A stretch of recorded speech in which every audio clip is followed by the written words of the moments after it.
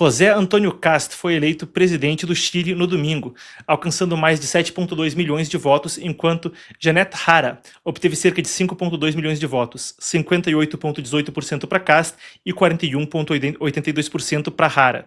Jara, que é membro do Partido Comunista, numa eleição que teve um quê de polarização e traz uma margem avassaladora para Kast. O presidente eleito se dirigiu ao país depois do resultado, falou por cerca de 1 hora, destacando a intenção de restaurar a ordem, aumentar a segurança pública, valorizar as instituições e controlar a imigração, estimular a economia.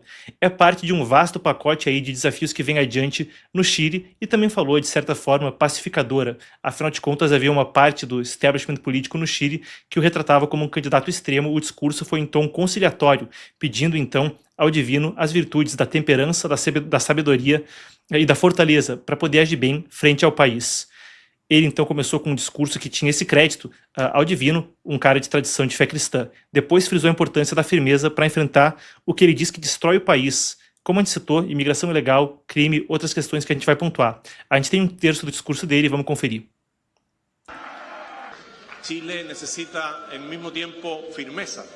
Mucha firmeza para enfrentar todo aquello que nos destruye. Yo he sido en eso muy duro y claro. Pero cuando uno habla con la verdad, uno no tiene que esconderse después. Cuando uno le dice a un inmigrante irregular que está infringiendo la ley y que tiene que abandonar nuestro país por si en algún minuto quiere volver a entrar, lo estamos diciendo en serio. Cuando le decimos a los prófugos de la justicia que la única posibilidad de que creamos que tiene una rehabilitación es que se entregue antes de que tengamos que gastar recursos en capturarlo, estamos hablando de verdad.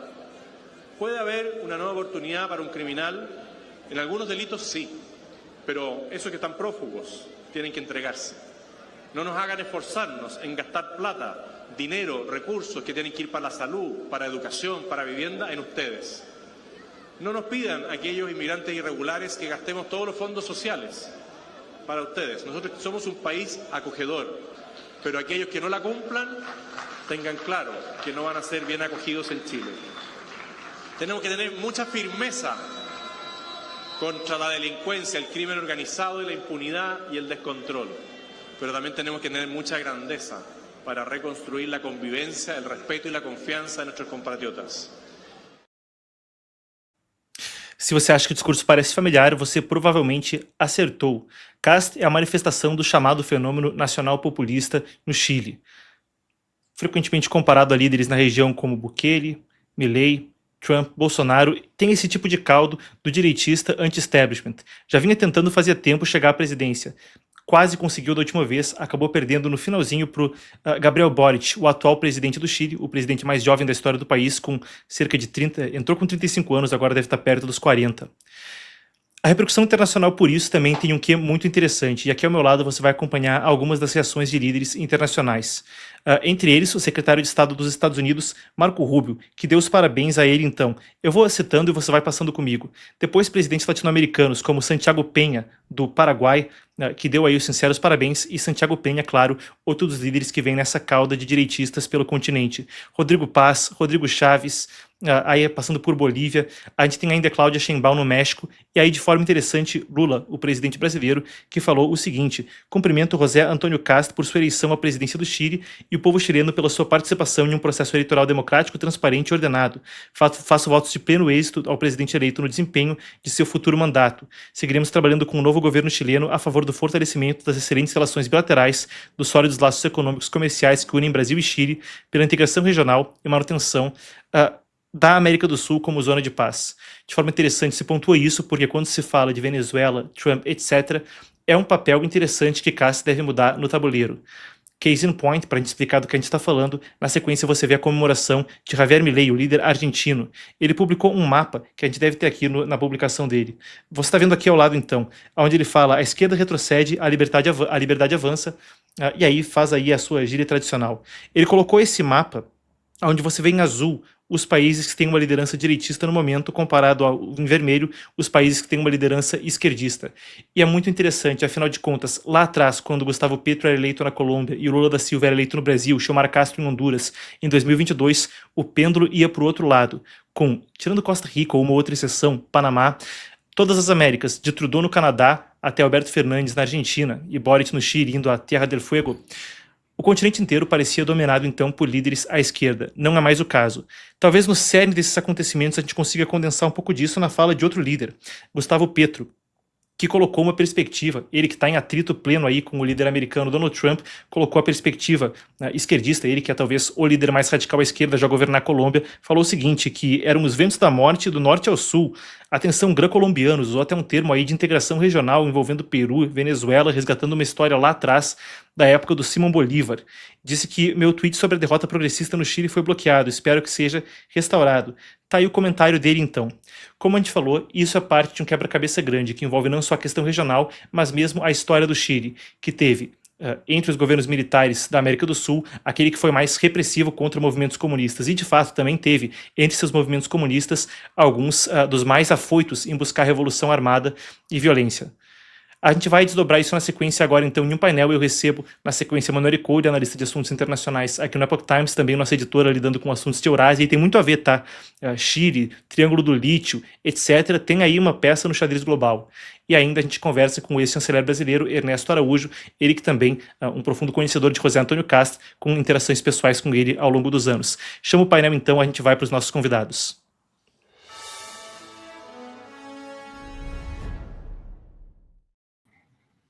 Muito bem, então, prazer receber vocês, Manu, Ernesto, que bom que vocês puderam estar conosco hoje.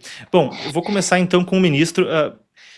Qual a sua reação, então, à questão de José Antônio Kast? E eu mostrava aí agora há pouco a publicação de Milei, que mostrava uma América Latina dividida entre governos com uma tendência à direita e governos com uma tendência à esquerda. Sua primeira impressão e a avaliação de Milei está certa? Isso muda o panorama na região, ministro? Isso continua a mudar o panorama da região. Boa noite, Marcos. Muito bom estar contigo aqui, com a Emanuele e com todo o público. Isso vai mudando cada vez mais um panorama num jogo onde está tudo implicado. Você usou essa imagem do quebra-cabeça, e é um quebra-cabeça assim, tridimensional. As peças se encaixam de uma maneira muito complexa dentro da América Latina e da América do Sul, especificamente. Esse mapa, claro, ele é uma simplificação, como qualquer mapa, né? Porque não é que cada país vermelho esteja todo vermelho, nem cada país azul esteja completamente azul. Você tem uma interpenetração de interesse, de forças.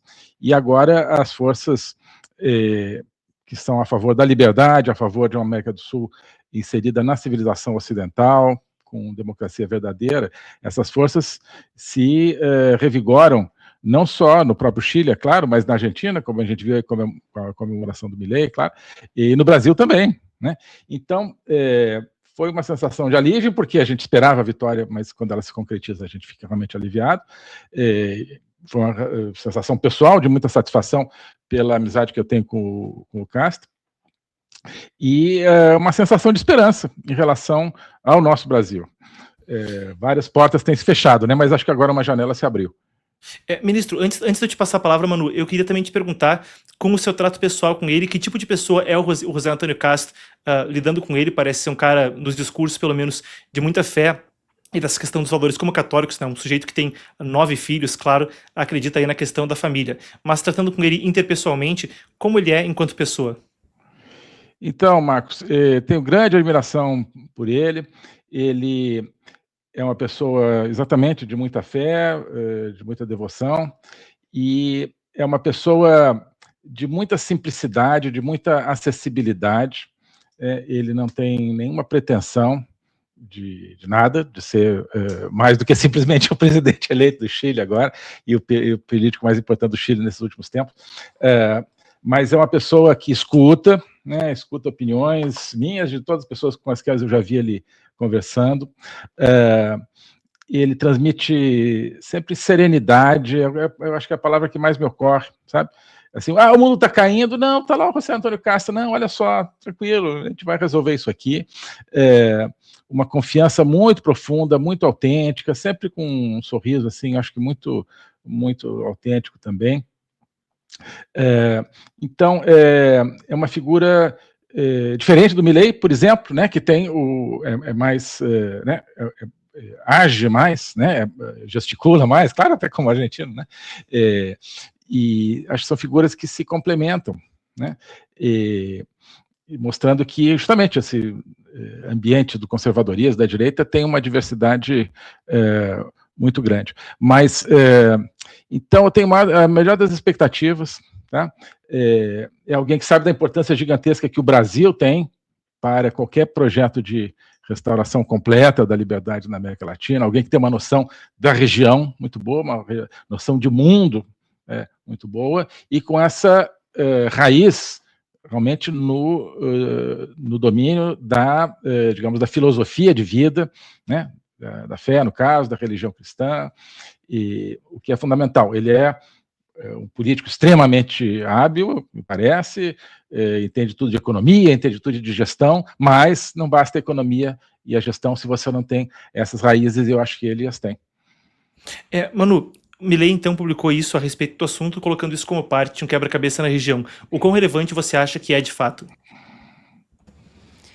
Bom, Marcos, eu acho que, de uma forma geral, isso reforça a questão do posicionamento de a gente ter realmente mais governos de direita aqui na região, reforça até mesmo o contato desses países com os Estados Unidos, que é um dos principais pontos que a gente tem discutido nos últimos tempos, justamente por conta da pressão do governo americano para que haja ali governos mais alinhados com ele. A gente viu isso acontecendo até mesmo ali durante as eleições de Honduras, onde ele deu um grande apoio para o candidato Asfura. Até agora, na verdade, eles não declararam realmente um resultado das eleições, eles ainda estão fazendo algumas recontagens ali. No entanto, isso tem um peso, principalmente quando a gente fala de que países vão influenciar aqui a região, justamente porque um dos principais pontos, além do Antônio Castro ser uma pessoa mais de direita, então já tem uma tendência a querer se alinhar mais com a questão dos Estados Unidos, pesa também que um dos principais pontos de preocupação dele era a questão da imigração, o grande fluxo de imigração que eles estavam tendo ali dos venezuelanos. Então, além de, por exemplo, a atuação maior de alguns cartéis venezuelanos ali no Chile, que, segundo eles, estava pelo menos aumentando a sensação de violência. Só estou falando isso porque algumas pesquisas mostraram que não necessariamente a questão dos imigrantes trouxeram diretamente mais violência, mas alguns crimes começaram a ficar mais violentos e, por isso, a população começou a sentir como se a violência tivesse aumentado mais do que ela aumentou, né?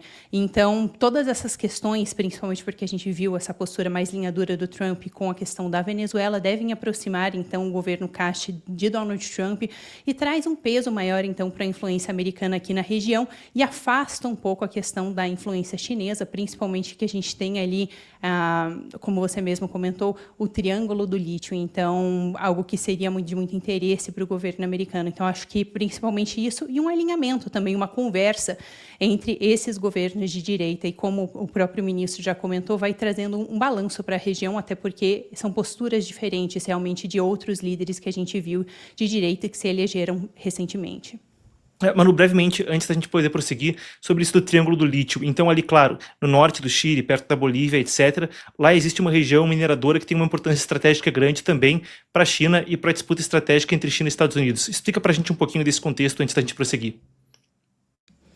Perfeito, Marcos. Bom, então a gente tem o Triângulo do Lítio, como você comentou ali, é uma parte da Argentina, do Chile e também da Bolívia. Boa parte, na verdade, do lítio, da produção de lítio, das reservas de lítio fica na Bolívia. A produção maior, na verdade, fica na Austrália atualmente. No entanto, 60% de todas as reservas de lítio que a gente tem fica justamente nesse triângulo. E nesse momento, isso é de grande importância justamente porque está tendo uma corrida grande ali entre Estados Unidos e China para ver quem vai exercer maior influência nesse setor. E principalmente para a China, eles têm buscado nos últimos tempos aumentar as parcerias que eles têm então com esses países que têm essas reservas grandes de lítio, justamente porque eles têm investido muito na questão do desenvolvimento dos carros elétricos. Essas baterias de lítio, elas são utilizadas para várias coisas, até mesmo para a produção de smartphones e telefones. No entanto, para a produção desses carros elétricos, para a produção das baterias dos carros, eles precisam de muito lítio. Então, embora a China também tenha uma reserva muito grande de lítio, eles têm avançado bastante nos países aqui da região.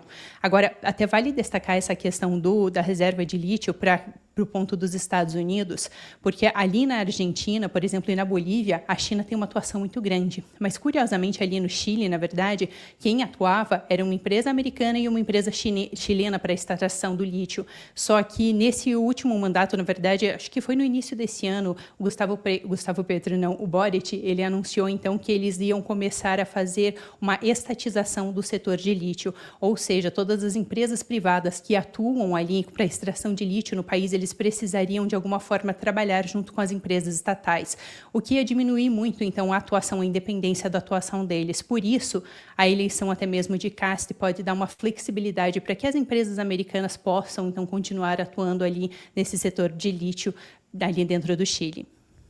Ministro, nesse ponto, a gente estava falando a respeito do panorama regional e de como isso também pode ser uma peça que muda as coisas na América Latina. Entretanto, quando a gente expande isso para a questão do mandato de Donald Trump, até o senhor estava conosco quando a gente estava repercutindo na outra semana a Estratégia de Segurança Nacional publicada pelos Estados Unidos no início do mês. Então, um documento de 30 páginas que pontuava aí essa questão de enlist and expand.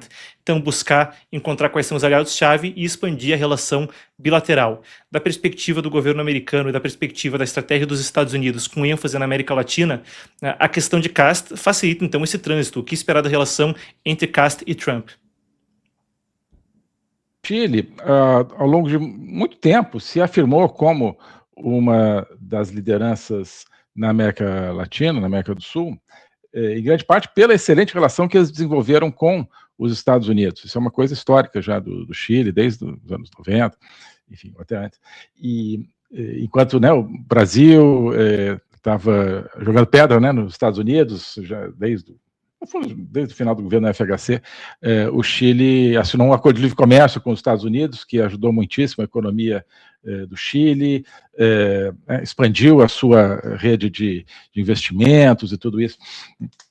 Então, é a retomada desse padrão que eu acho que a gente pode esperar, esses laços econômicos que vão voltar, acho que a reforçar a economia do Chile.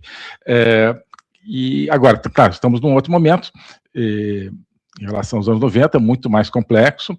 A Emanuele estava falando sobre toda a questão do lítio, acho que isso é uma alavancagem muito importante para a economia chilena, essa questão dos minerais estratégicos de hoje. Já tem o cobre, né, que não deixa de ser um mineral estratégico também, e o Chile sempre soube aproveitar isso muito bem. O Boric, como qualquer governo comunista, qualquer governo de esquerda, queria destruir esse patrimônio do Chile, ou entregá-lo para os chineses ou para o Partido Comunista Chinês ou para algum parceiro totalitário, né? Mas o Castro acho que vai voltar a aproveitar isso e com isso alavancar o crescimento do Chile, que é um dos países que teve mais êxito econômico. Agora, eu vejo, então, o Chile agora como um dos países que, segundo a estratégia essa nova do Trump, é um dos países que vai ter um governo com uma convergência muito grande com os Estados Unidos e pode-se esperar, digamos, resultados concretos disso, né? O Brasil, infelizmente, eu acho que não está nessa categoria. Então, eu acho que isso tende a aumentar ainda mais o diferencial de crescimento, de dinamismo da economia chilena em comparação com a economia brasileira, assim como já tem acontecido da economia argentina, da economia do Paraguai em relação à economia brasileira, brasileiros indo investir nesses países e investimentos do resto do mundo indo procurar a Argentina, agora vão procurar o Chile e certamente não o Brasil. E, claro, vai se reforçar, acho que, sobretudo, algo que é fundamental também, a estratégia e o empenho do governo americano de extirpar o crime organizado, os cartéis de todo o hemisfério ocidental.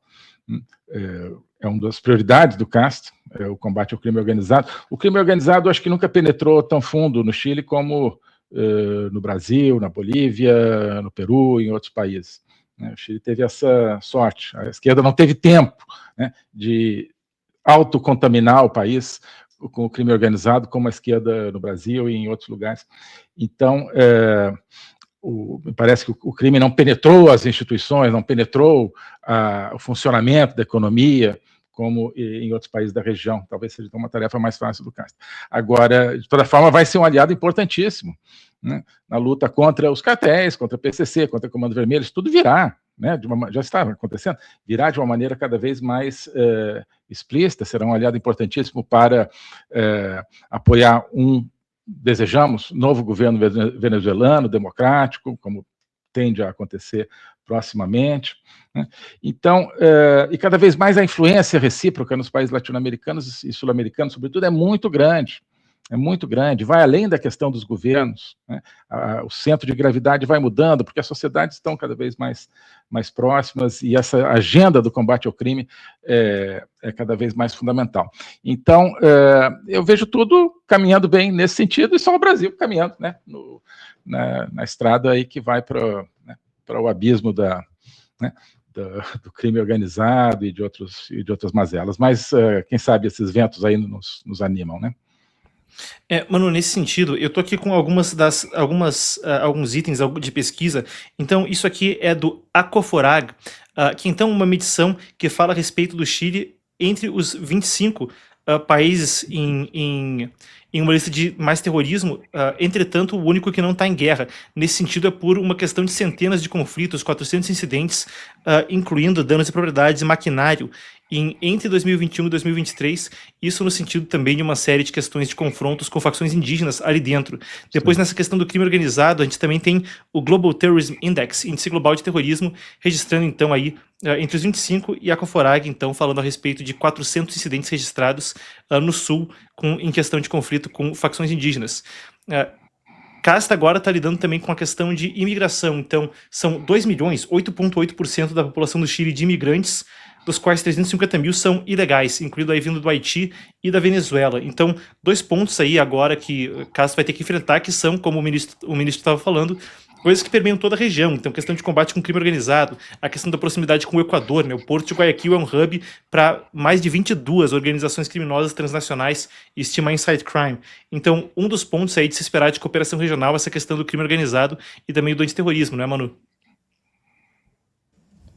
Sim, Marcos, na verdade, inclusive é interessante a gente analisar isso, porque esse foi um dos pontos centrais durante toda a corrida presidencial, e inclusive essa também foi uma pauta discutida pela candidata de esquerda, que é a Janete Jara, justamente porque essa é uma questão que tem preocupado bastante os chilenos. E até interessante, porque o Chile, na verdade, se a gente for comparar, ele é um dos países mais seguros que a gente tem aqui da América Latina, mas em comparação com quão seguro o Chile era alguns anos atrás, ele acabou se tornando muito mais inseguro nos últimos tempos, e várias pessoas acabam atribuindo isso à questão da imigração, que aumentou bastante, dos venezuelanos.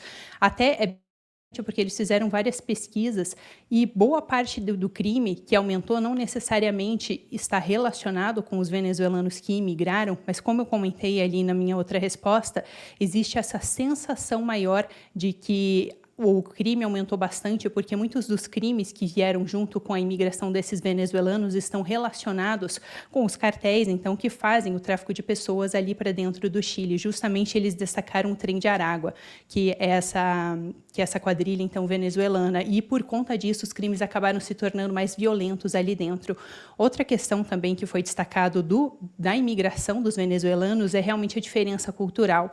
Algumas pesquisas mostraram que tinha bastante incômodo dos chilenos, justamente porque os venezuelanos, eles têm uma cultura um pouco mais festiva, um pouco mais aberta, e os chilenos são uma população um pouco mais fechada. Então, por exemplo, até esse ano teve não vou dizer que um conflito ali com a população, mas eles se incomodaram um pouco, então, com algumas festividades, alguma forma, com algumas maneiras dos venezuelanos de comemorarem algumas datas, como, por exemplo, a gente teve com o Dia de los Mortos. E tudo isso, então, estava causando algum atrito ali entre a população, e justamente por conta disso, então, as pessoas quiseram realmente eleger o Cast, porque ele tinha muito essa pauta de tentar barrar a imigração, e vale até destacar, ele chegou a propor algo muito semelhante com o que o Trump também chegou a fazer ali dentro dos Estados Unidos, que é a construção de muros. Ele chegou a falar que, então, eles colocariam arame farpado, entre outras coisas. E, só para concluir, um detalhe até bem interessante, porque eles fizeram várias pesquisas realmente com os moradores lá, e até mesmo os venezuelanos que já eram cidadãos chilenos, que já tinham conseguido se naturalizar ali dentro do país, mesmo eles acabaram, em muitos casos, votando no Cast, justamente porque eles tinham essa memória de justamente o trauma ali que eles viveram dentro da Venezuela, de não querer, então, votar em um governo de esquerda, mas existia realmente esse conflito dentro deles, porque existia também um medo de, então, se eles elegessem o Cast, em algum momento eles pudessem ser deportados de volta. Então, existia essa questão interna dos próprios eleitores venezuelanos, isso porque algumas das pessoas dos venezuelanos já puderam votar nessa eleição. Bom, a gente vai seguir com a pauta, mas agradeço imensamente vocês dois pela participação. Sempre um prazer ouvir o ministro, sempre um prazer te ouvir também, Manu. Grande abraço para vocês, e vocês podem conhecer mais sobre o conteúdo que o ministro está produzindo e que a Manu está produzindo com a gente no Epoch Times.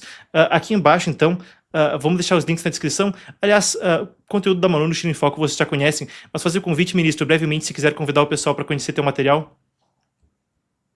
Muito obrigado, Marcos. Eu estou agora concentrando tudo que eu estou fazendo no meu canal YouTube, que é Ernesto Araújo Logopolítica, né, que é o nome do meu curso. Inclusive, hoje eu fiz uma live analisando aí vários aspectos da eleição do Castro, enfim, tenho analisado muito a questão da estratégia americana, tudo que tem acontecido, né, lei Magnitsky e tudo, então está tudo lá, tentando sempre dar uma base assim, mais filosófica e até teológica também, essa discussão toda. Mas nós estamos vivendo um momento impressionantemente importante, as peças estão todas se movendo, né? E eu acho que o trabalho de vocês aqui, aquilo que eu procuro contribuir, vários outros canais, são hoje fundamentais, as oportunidades. As pessoas, claro, estão vendo o lado mais complicado, mas existem oportunidades imensas que estão surgindo para nós libertarmos nossos países. Então, essa é a mensagem que eu queria deixar. Mas muito obrigado pela oportunidade de estar aqui com vocês.